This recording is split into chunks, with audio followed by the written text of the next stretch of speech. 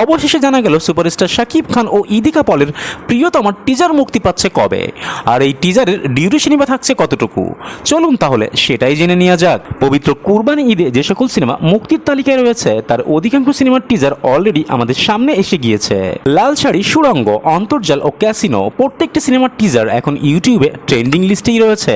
অন্যদিকে বুবলি ও জিয়াউল হক রোশন অভিনীত রিভেঞ্জের টিজার মুক্তি পাওয়ার কথা আগামী 13ই জুন। বাট যে মুভি নিয়ে বাজ বলেন আর প্রত্যাশা বলেন, আকাঙ্ক্ষা বলেন আর হাইপ বলেন একেবারেই আকাশচুম্বী সেই সুপারস্টার শাকিব খান ও ইদিকা পলের প্রিয়তমার কিন্তু টিজার কবে নাগাদ মুক্তি পাবে সেটা নিয়ে কোনো নিউজ বা আপডেট ভার্সন কখনোই আমাদের সামনে এখন পর্যন্ত আসেনি।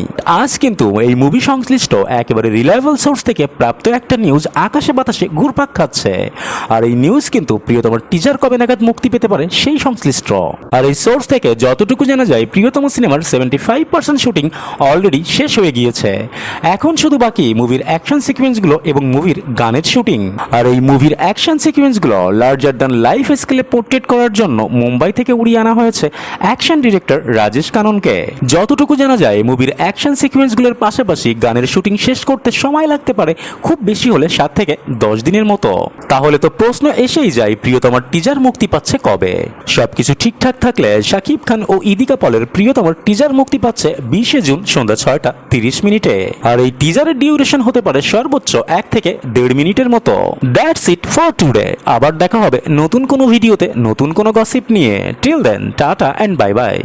আর হ্যাঁ, প্লিজ সাবস্ক্রাইব করতে ভুলবেন না কিন্তু।